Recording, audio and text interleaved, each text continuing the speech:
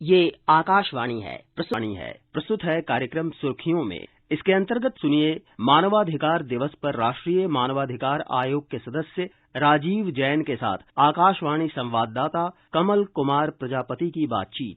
हर साल 10 दिसंबर का दिन मानवाधिकार दिवस के तौर पर मनाया जाता है और हमारे श्रोता जानते ही हैं कि भारत में मानवाधिकारों की सुरक्षा के लिए राष्ट्रीय मानवाधिकार आयोग काम करता है। मिस्टर जैन, मानवाधिकार दिवस को मनाने के पीछे क्या सोच है और भारत में मानवाधिकारों की सुरक्षा के लिए जिस तरह से राष्ट्रीय मानवाधिकार आयोग काम करता है, तो किन उद्देश्यों को लेकर इसकी स्थापना की गई थी? 1948 में universal declaration of human rights ये यूनाइटेड नेशंस ने अडॉप्ट किए थे। ये 10 दिसंबर को अडॉप्ट किए थे और उसमें ये कहा गया था कि कुछ मानव अधिकार हैं जो संसार के प्रत्येक मानव को उपलब्ध है, जैसे right to liberty, right to dignified living इत्यादि। और 2 साल उपरांत यह निर्णय लिया गया यूनाइटेड नेशंस की जनरल असेंबली में कि 10 दिसंबर जिस दिन ये यूनिवर्सल डिक्लेरेशन एक्सेप्ट किए गए हैं, उस 10 दिसंबर को ह्यूमन राइट्स दिवस के रूप में मनाया जाएगा।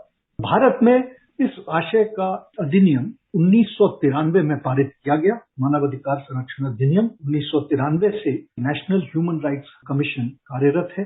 इसके साथ ही साथ प्रत्येक प्रदेश में करीब 26 जगह स्टेट ह्यूमन राइट्स कमीशन भी कार्यरत हैं। ये सभी प्रकार के ह्यूमन राइट्स मानव अधिकार के संरक्षण हेतु एवं प्रचार हेतु संलग्न है।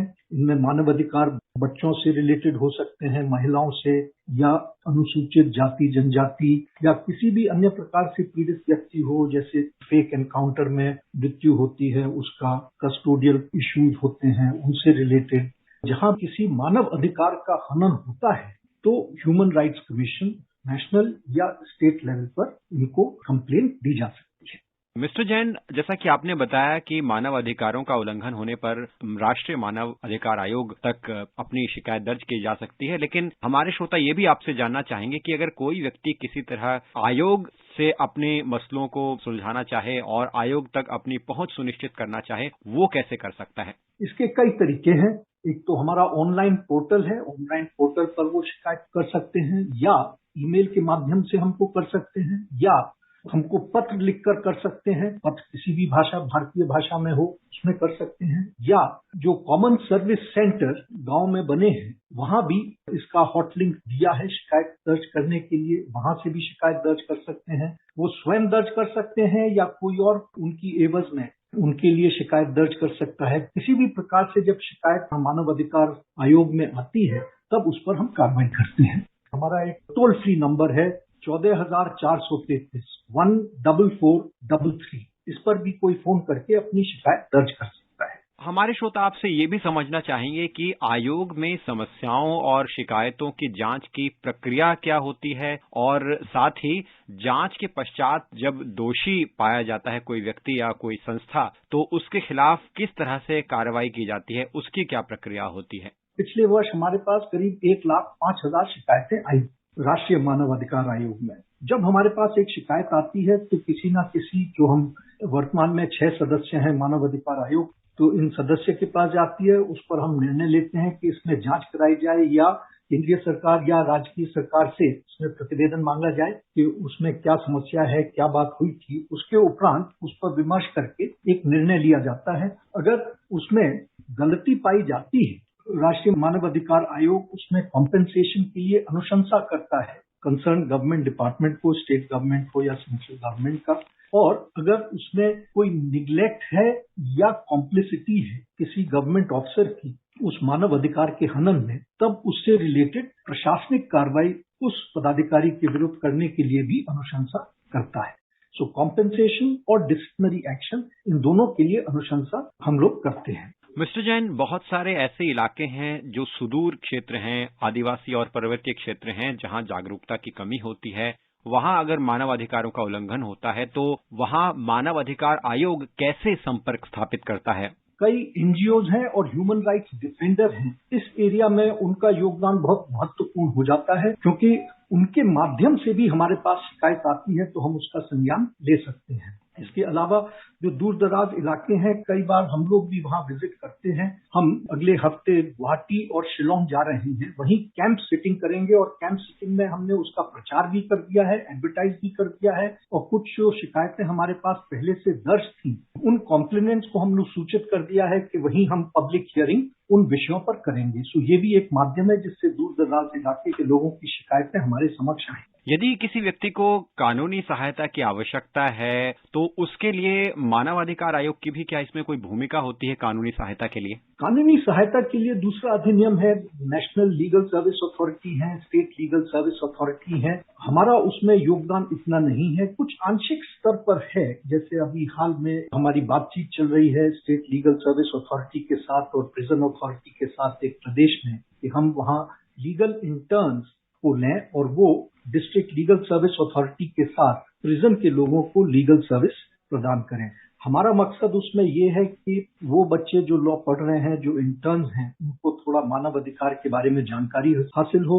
उन बच्चों को फायदा ये होगा कि उनको actual on the ground, on practice, in field उनको एक्सरसाइज हो जाएगी और लीगल सर्विस अथॉरिटी का भी काम लीगल एड का हो जाएगा।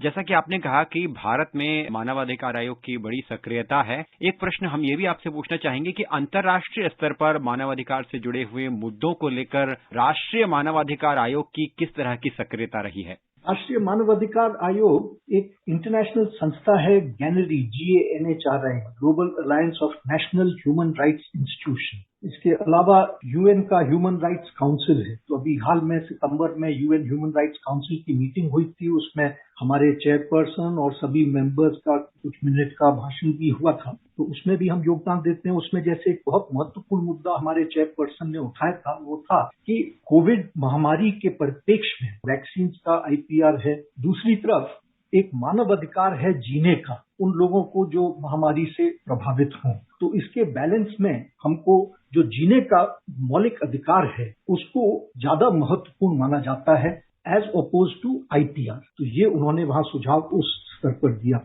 तो इस प्रकार से हमारा संपर्क उस इंटरनेशनल ह्यूमन राइट्स इंस्टीट्यूशन से रहता है। उनकी मीटिंग्स में हम लोग पार्टिसिपेट करते हैं, उन इश्यूज पर विमर्श करते हैं। मिस्टर जैन, अभी कोविड महामारी का जिक्र किया तो हम आपसे ये भी जानना चाहेंगे कि कोविड महामारी के दौरान राष्ट्रीय मानवाधिकार आयोग की क्या सक्रियता रही, क्या उपलब्धि रही और किस तरह से इस दौरान राष्ट्रीय मानवाधिकार आयोग ने काम किया, उस पर आप कुछ दृष्टि डालें। कोविड महामारी के दौरान हमने करीब एडवाइजरीज गवर्नमेंट को विभिन्न मुद्दों पर इशू करी, जैसे माइग्रेंट लेबर के मुद्दे पर या बच्चों के अधिकारों की सुरक्षा हेतु या बंधुआ मजदूरों के अधिकारों के संरक्षण के लिए या राइट टू हेल्थ उस विषय पर। तो इस प्रकार से अन्य और विषयों पर भी हमने एडवाइजरीज केंद्रीय सरकार को जारी करी है। अपने मानवाधिकारों को लेकर अक्सर हम देखते हैं कि लोग कई बार जागरूक नहीं होते हैं, तो इसके लिए राष्ट्रीय मानवाधिकार क्या कोई जागरूकता के कार्यक्रम चलाता है? किस तरह के अभियान और कार्यक्रम चलाए जाते हैं, उसके बारे में अगर आप बता सकें। इस अधिनियम के तहत आयोग की जिम्मेदारी मानव अधिकार के प्रचार के लिए भी है। हम इसमें कई कार्रवाइयां करते हैं, जैसे थ्रू आउट द ईयर हम लोग हर प्रत्येक माह में एक बार हम लीगल इंटर्न्स की एक इंटर्नशिप अपने यहाँ करते हैं, उनको मानवाधिकार से उनके बारे में बताते हैं। इसके अलावा CAPX और पुलिस के लिए हमने राष्ट्रीय स्तर पर एक डिबेट प्रत्येक वर्ष करते हैं। इसके अलावा प्रत्येक वर्ष एक राष्ट्रीय प्रतियोगिता करते हैं जिसमें शॉर्ट फिल्म्स के लिए वो होता है। अभी हाल में वो हमने करा था पिछले माह में, उसमें 190 हमारे पास प्रतियोगियों ने उसमें भाग लिया। कुछ लोगों ने तो मोबाइल फोन से अपने फिल्में बनाई थी। फिर हमारा संबंध NSS और नेहरू युवा केंद्र के साथ भी है, उनके साथ भी हम इंटर्नशिप और वर्कशॉप्स करते हैं। कई जगहों पर विजिट्स होती हैं और कुछ जगह पर कैंप्स लगते हैं। इसके अलावा पब्लिकेशन हमारे होते हैं सोशल मीडिया पर, ट्विटर पर पीरियोडिकली हम लोग क्या कार्रवाई करते हैं उसके बारे में जिक्र करते हैं। कुछ जो बुकलेट्स पब्लिक को समझाने के लिए बनाई हैं वो उसका प्रचार सोशल मीडिया के माध्यम से करते हैं। तो अलग अलग तरीके से हम लोग मानव अधिकार का प्रचार करते हैं। मिस्टर जैन, आकाशवाणी समाचार से जुड़ने के लिए आपका बहुत बहुत धन्यवाद। आपका भी बहुत बहुत धन्यवाद। अभी आप सुन रहे थे मानवाधिकार दिवस पर राष्ट्रीय मानवाधिकार आयोग के सदस्य राजीव जैन के साथ आकाशवाणी संवाददाता कमल कुमार प्रजापति की बातचीत। ये कार्यक्रम आकाशवाणी के समाचार सेवा प्रभाग द्वारा प्रस्तुत किया गया। इसे आप हमारे mobile app news on AIR और YouTube channel news on AIR official पर भी सुन सकते हैं। इस कार्यक्रम के संबंध में अपनी प्रतिक्रिया आप हमें ईमेल कर सकते हैं। पता है airnsdtalks@gmail.com। ये कार्यक्रम फिर से सुनने के लिए लॉग ऑन करें हमारी वेबसाइट newsonair.nic.in।